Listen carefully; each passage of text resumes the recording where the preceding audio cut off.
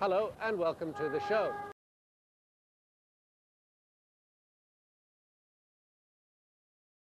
Now, with record numbers of cars clogging the streets, driving around has become lane-to-lane combat.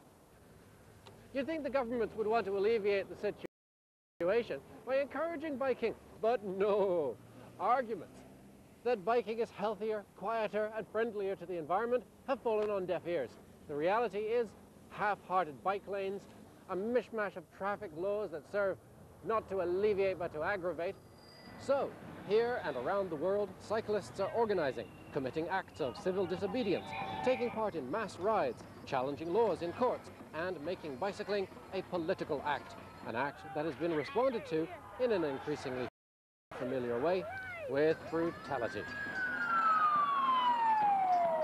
In Toronto, grassroots bike groups like ARC, Advocacy for Respect for Cyclists, are joining an ever-growing community of bike couriers, bike cops, environmentalists, zines and cycling societies to take back the streets for themselves. My name is Wayne Scott. I've been a courier in Toronto for the last 16 years. Hi, I'm Vince Langdon. I'm a police officer, a police constable with 14 Division Metro Police. Hello, my name is Derek. I am a subversive.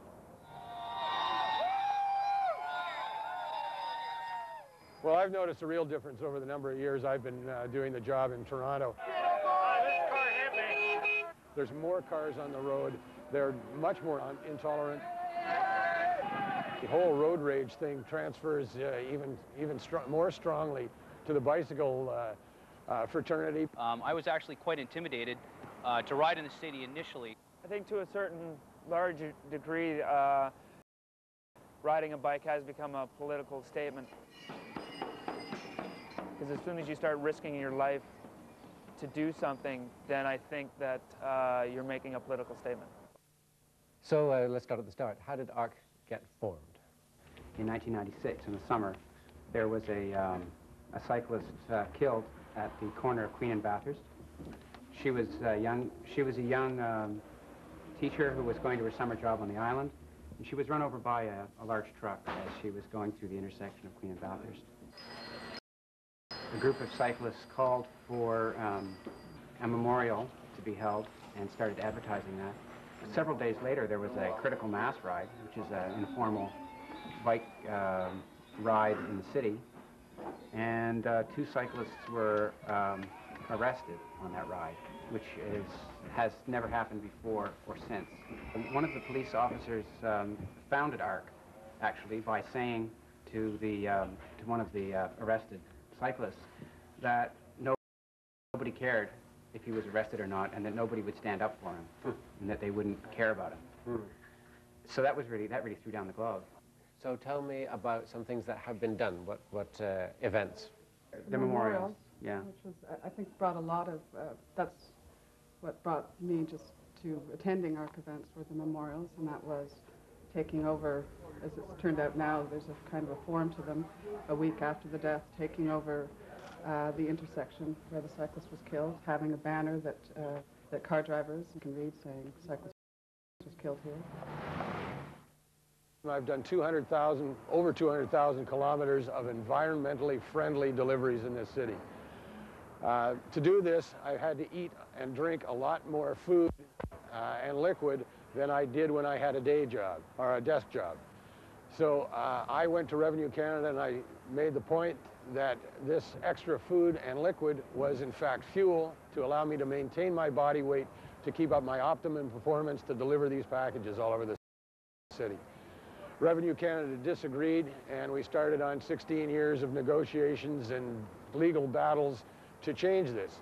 And on July 23rd of this year, we received a verdict from the 3 judges that we went before in the Federal Court of Review, and they agreed with us unanimously that this extra food and liquid that couriers needed should be in fact considered fuel and not subject to income tax.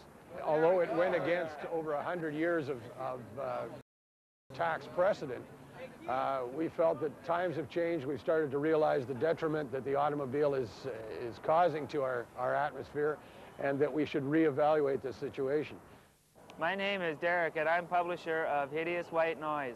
This magazine is just chock full of interesting stuff. Cycle Messenger World Championships, ARC stuff. Oh, an important poll about how more Canadians are thinking that we should have more bikes on the road. And this even comes from people that don't really ride their bikes, but they still think that they should have, so they'd like to cycle more, they think government should do more, but unfortunately they also think that cycling is dangerous, and that's something that's got to be changed.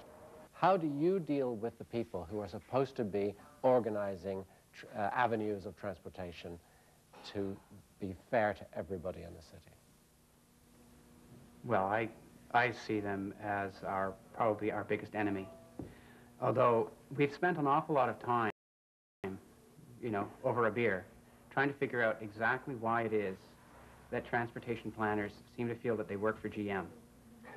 And I really can't understand it. I mean, I don't believe they're on the take.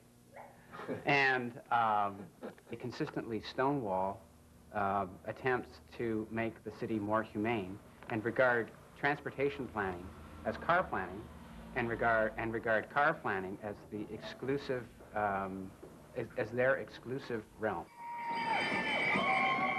I always thought of critical mass as a quasi-militant ad hoc group.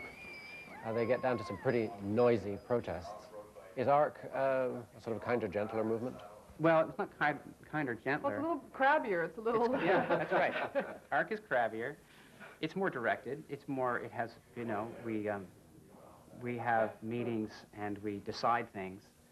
And critical mass doesn't do that. Critical mass is largely a party on wheels.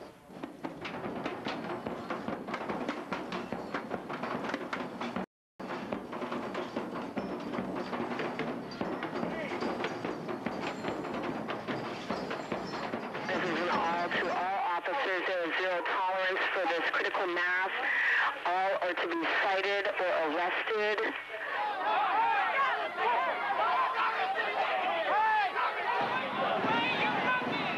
We can't move! If you're fucking pushing us! What's his number? Because of the lynchings and the riotous behavior, I'm authorizing officers to utilize the baton. It's a surprising statistic that if you give somebody a safe place to ride their bike, that more people ride their bike. Like, this is always like that we have to get this mass of people out there just daredeviling to the point where it's like, oh, well, now there's a need. It's like, no, this kind of view of transportation is like in Toronto. It's like we have to, no, you have to prove to us in some way that this was, where it's all over the world, it's shown quite, you know, quite a different story. If I was given that power to change the streets and have them the way I would like to have them, I would do it the same way they did in Holland. It'd be a separate set of streets altogether for cyclists. For me, I hate driving the car. It just puts me to sleep. I don't want to have anything to do with it. I'd rather be out on the bike. I mean, to have the bikes out here over the whole city and get rid of all the cars, I'd be a happy guy. But, you know. I mean, we live in heaven here.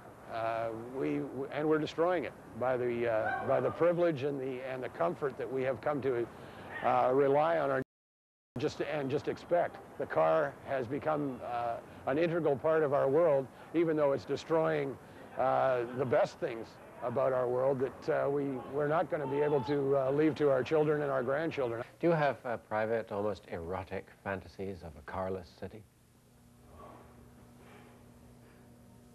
Man. Yes.